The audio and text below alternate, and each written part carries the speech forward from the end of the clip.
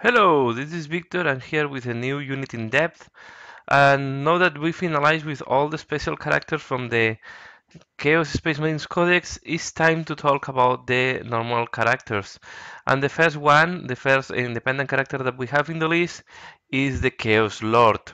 So Chaos Lord is costing 65 points, not very expensive, and have weapon skill 6, ballistic skill 5, strength 4, toughness 4, 3 wounds, initiative 5, 3 attacks, leadership 10, and 3 plus armor save. It's equipped with power armor, ball pistol, close combat weapons, frag crack grenades, have the special rule, Champion of Chaos, always have to issue challenges, and when he issues challenges, you have to throw in the table, the special table to see what is the reward of Chaos if you win the challenge, or if you kill the enemy character in challenge. Is fearless, is independent character, is and then they have the rule Master of Traitors, and this works only for Mark of Korn, Norgal of or Slaanesh. It's not for Thench. So if it's taking one of these three marks, Korn, Norgal of Slaanesh, then Korn guarantees Berserkers as troops instead of elites.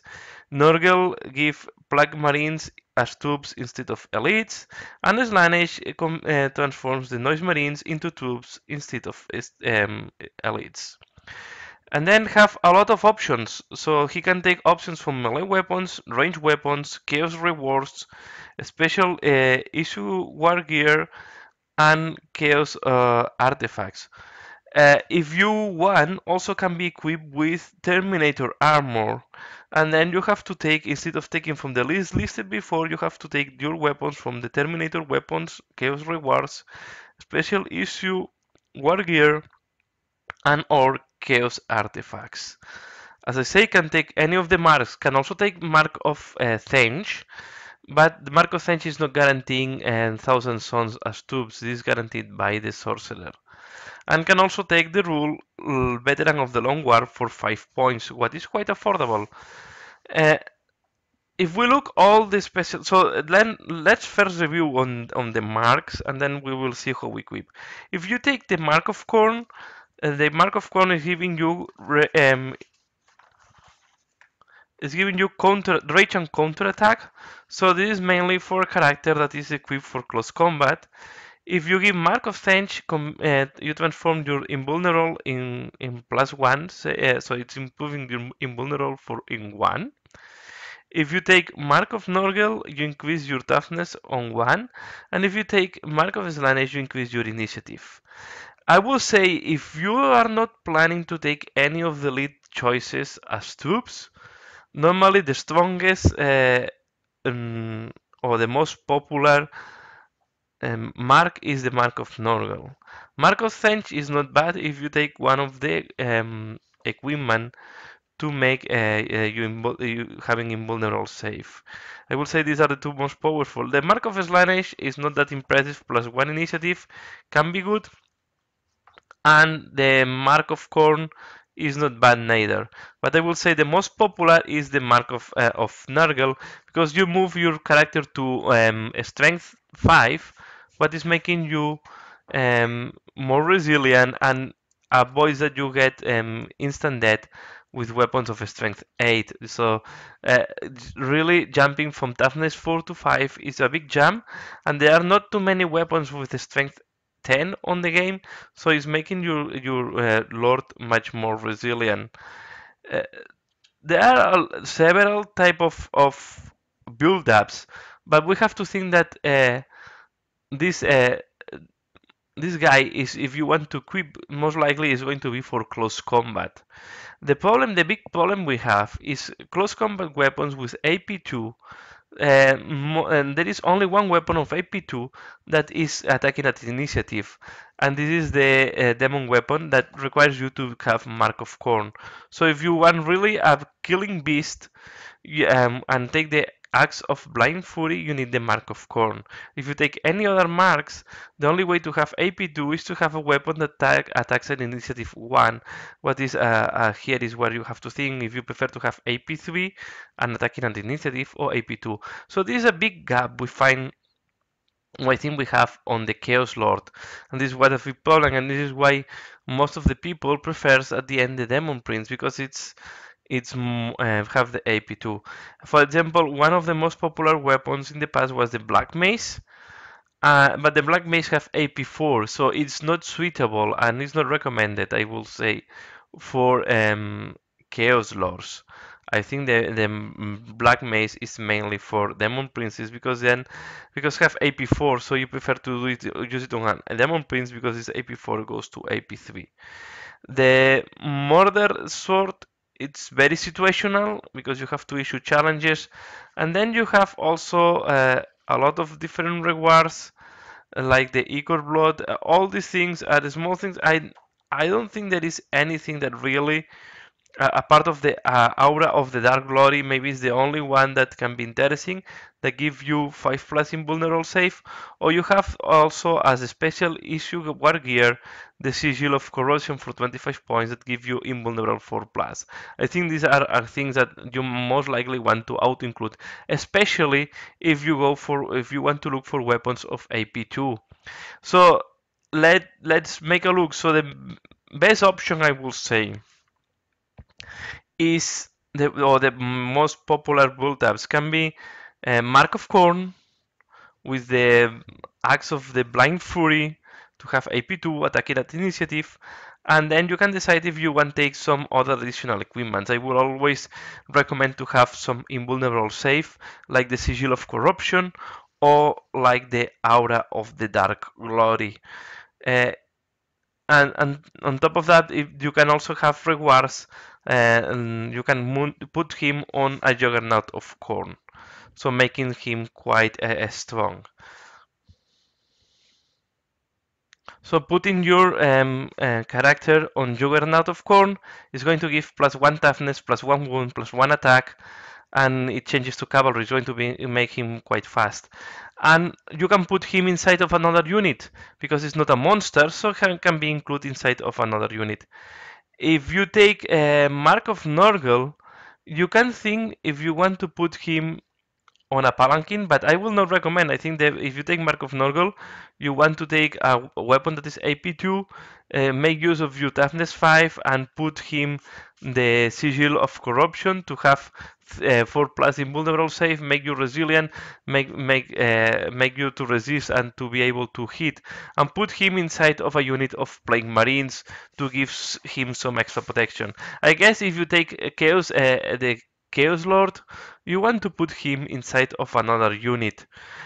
If you don't want a character for close combat weapon and you don't want to invest points on a character, because it's better to take other choices, and we are going to see them later on. I think the Chaos Lord, if you want to have a infantry character or a cavalry character that you want to put into close combat, or if you want to have a character that is activating the elite units as troops. So yeah, of course, if you only want him to activate Berserkers or to activate Noise Marines, you don't need to invest a lot of points on him because you will invest the points on the units. If you don't want to invest points on a character, the Sorcerer is cheaper than him and can do distance work. So really, the Chaos Lord is just if you want to put have Berserkers, Plague Marines, or Noise Marines, or if you want really a close combat specialized character. There are different build ups. The weakest one can be Slaanesh because there is no way that you can increase your toughness. You will need to rely on you. And then if you take a Slaanesh, you don't want to use your advantage is to have extra initiative and put this character to initiative 6, making him faster than most of the characters or most of the enemies that you will have on the battlefield.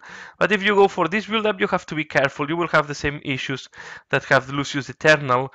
That is, you will go with weapons of AP3 because there are not weapons AP2 for Slaanesh, unless you are losing your initiative. Then you're losing also the advantage of your mark.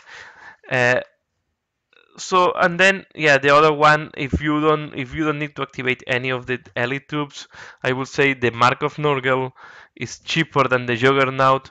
You can put your character inside of another unit, and yeah, and it's going to be quite resilient. So yeah, I will say they are not. Although it looks like that there is a lot of equipment, I don't see a lot of different ways to build up. So if you can go for Korn and make a close combat beast, you can go for Nurgle and make him also close combat and more resilient. You can go for Slanesh and it's going to be something less resilient and faster. You can try to make him even faster if you how it's called, if you put him on a state of Slanesh, gaining +1 attack and having extra movement. And then all of them can go on side of a mount. You can also give the disc of stench to the stench characters. Really, for stench, the option for stench, the only thing I will say is you can put him on Terminator, and then thanks to Mark of Stench is going to be 2+, 4+, save. And that's all, and not use any more equipment. So, but I think if you want to go for Zench, unless you're really looking for something close combat, it's better to go most of the times for a sorcerer. Uh, and yeah, I don't think there is much more to say. Just summarizing. Chaos Lord, specializing in close combat. There are not many equipment for long distances a part of the combi weapons, and you don't want to invest these points just to have a shot of combi weapon. The only weapon that you have that you can shoot and is quite killy is the Scalafax, how it's called, the Burning Brand of Scalafax. But I think this is combining better with the sorcerer if you want to keep the distance, or with a demon prince that you can fly and use your torrent. Uh, so and then if you go to close combat, unless I think the best options are Juggernaut with Korn, or go cheaper and use the Mark of Norgel to give some extra resilience. Put him most likely the aura, the sigil of corruption, sorry, and to give 4+ invulnerable save, and just give him a power fist, and that's or a power axe, depending how you much do. I will put the power fist. If you're losing your initiative, at least you have a good hit. And and yeah, and this is how the recommendations I will put on him. And yeah, and if you go for Slanesh, I will say take it quite basic. Just take the Mark of Slanesh. You can put him the protection. The Sigil of Corruption is really needed to have the 4+. Is like, and then give him a power weapon. Most likely you want to give him a power sword. Uh, and because the